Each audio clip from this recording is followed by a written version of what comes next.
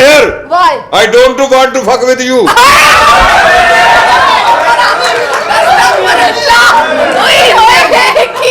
ਅੱਛਾ ਤੁਸੀਂ ਇਹ ਮਤਲਬ ਪਤਾ ਉਹਨੂੰ ਕੀ ਕਹਿੰਦੇ ਆ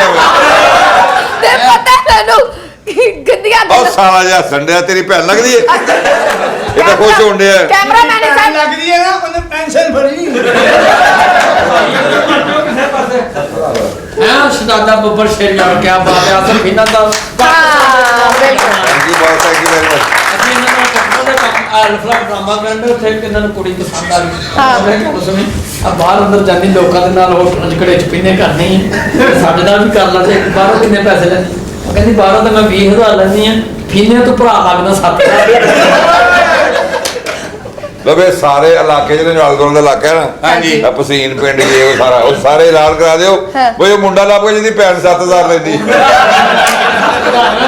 ਮੇਰੀ ਕਿੱਥੇ ਲੈਂਦੀ ਹੈ ਅੱਛਾ ਗੁੱਸਾ ਕਰਨ ਦੇ ਸਾਲੇ ਤੇਰੀ ਮਾਂ ਭੈਣ ਇਕੱਠੇ ਹੋ ਫਿਰ ਵੀ 7 ਬਹੁਤਾ ਹੈ ਉਹਨਾਂ ਨੇ ਇੱਧਰ ਦੇਤੀ ਗੱਡੀਆਂ ਦੇਤੀਆਂ ਅਭੀ ਸਭ ਪਹਿਲੇ ਵਿਆਹ ਕੀਤਾ ਫਿਰਨੇ ਚਾਹੀਦੇ ਗਰੀਬ ਸੀ ਕਸਟਮਰ ਬਣਾਉਣੇ ਪੈਸੇ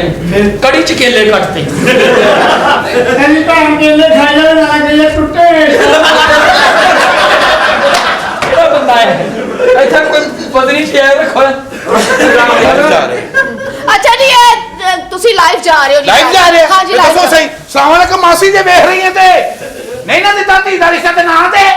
ਐ ਲਈ ਅੱਗੇ ਲਿਆ ਐ ਵੈਸੂ ਹਾਂ ਬਾਠ ਮਾਡਲ ਹੀ ਹਾਂ ਐ ਲਈ ਐ ਵੇ ਮੇਰਾ ਸੋਹਰਾ ਹੀ ਲੈ ਜ਼ੋਰਾ ਇਹਦਾ ਨਾਨਾ ਹੀ नाज़रीन माफी चाहना नाज़रीन शख्स अपने माँ बाप की खिदमत करता है अपनी औलाद ना प्यार करता है मेहनत पैसे घर लेके जाता है एक अजीम शख्स है अगर ऐसा शख्स मर जाए उहदे जनाजे नूं लाइक करो शेयर करो नाज़रीन स्वागत है ना से बेल लाइकिंग का बटन ਝਾੜੂ ਆਪਣਾ ਆ ਫੜ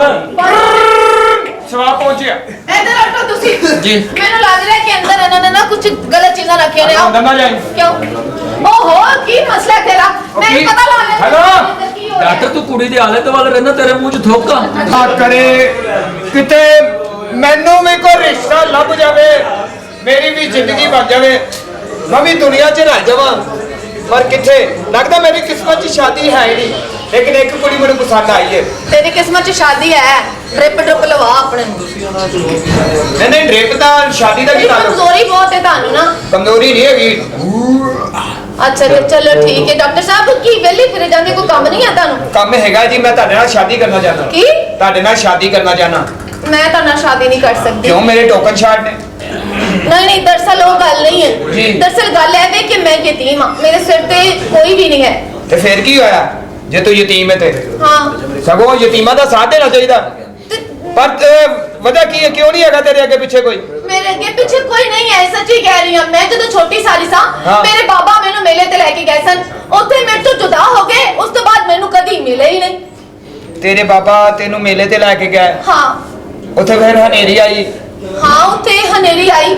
ਤੇਰੇ ਬਾਬਾ ਤੇਰੇ ਕੋਲ ਗਵਾਚ ਗਿਆ ਹਾਂ ਮੇਰੇ ਬਾਬਾ ਮੇਰੇ ਕੋਲ ਗੁਆਚ ਗਏ ਕੁਛ ਹੋਰ ਯਾਦ ਕਰ ਤੈਨੂੰ ਕੁਛ ਯਾਦ ਹੋਵੇ ਮੈਨੂੰ ਯਾਦ ਹੈ ਕਿ ਬਚਪਨ 'ਚ ਬਾਬਾ ਮੈਨੂੰ ਲੋਰੀ ਸੁਣਾਇਆ ਕਰਦੇ ਸਨ ਕਿਹੜੀ ਲੋਰੀ ਉਹ ਲੋਰੀ ਰੱਬਾ ਤੇਰਾ ਸ਼ੁਕਰ ਹੈ ਤੂੰ ਇੱਕ ਪਿਛਲੇ ਬਾਬਲ ਦੀ ਧੀ ਮਿਲਾ ਦਿੱਤੀ ਏ ਯਾਰ ਸਾਰੀ ਦੁਨੀਆ ਰੱਬ ਕੋਲੋਂ ਦੁਆਵਾਂ ਮੰਗ ਕੇ ਪੁੱਤਰ ਮੰਗਦੀ ਏ ਧੀਆਂ ਵੀ ਮੰਗਿਆ ਕਰੋ ਯਾਰ ਕਿਉਂਕਿ ਪਿਓਾਂ ਦੇ ਜਨਾਜ਼ੇ ਧੀਆਂ ਦੇ ਨਾਲ ਚੰਗੇ ਲੱਗਦੇ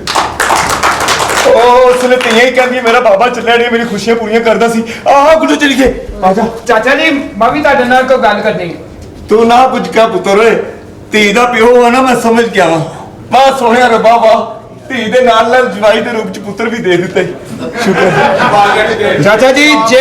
ਪੁੱਤਰ ਕਿਹਾ ਜੇ ਨਾ ਤੇ ਮੈਂ ਤੁਹਾਨੂੰ ਇੱਥੋਂ ਜਾਣ ਨਹੀਂ ਦੇਣਾ ਤੁਸੀਂ ਮੇਰੇ ਕੋਲ ਹੀ ਰਹੋਗੇ ਨਹੀਂ ਪੁੱਤਰ ਮੈਂ ਤੇਰੇ ਘਰ ਨਹੀਂ ਰਹਾਂਗਾ ਮੈਂ ਜਾ ਕੇ ਰੂੜੀਆਂ ਤੇ ਸੌਵਾਂਗਾ ਜਿੱਥੇ ਸਾਰੀ ਜ਼ਿੰਦਗੀ ਸੌਂਦਾ ਰਿਹਾ ਨਹੀਂ ਤੇ ਰੂੜੀਆਂ ਕਹਿਣਗੀਆਂ ਕਿ ਅੱਜ ਚੌਧਰੀ ਅਕਰਮ ਨੂੰ ਉਹਦੀ ਧੀ ਮਿਲ ਗਈ ਤੇ ਸਾਡੇ ਨਾਲ ਬੇਵਫਾਈ ਕਰ ਗਏ ਮੈਂ ਉਹਨਾਂ ਰੂੜੀਆਂ ਤੇ ਸੌਵਾਂਗਾ ਪੁੱਤਰ ਧੀਏ ਮੈਂ ਕਦੇ ਕਦੇ ਤੈਨੂੰ ਮਿਲਣ ਆਉਂਦਾ ਰਹਾਂਗਾ ਇੱਥੇ ਮੇਰੀ ਧੀ ਨੂੰ ਖੁਸ਼ ਰੱਖੀ ਯਾਰ ਉਹ ਇਸ ਲਈ ਕਿ ਧੀਆਂ ਦੇ ਘਰ ਪਿਓ ਕਦੇ ਕਦੇ ਆਉਂਦੇ ਚੰਗੇ ਲੱਗਦੇ ਨੇ ਯਾਰ ਕਦੇ ਬਾਬਾ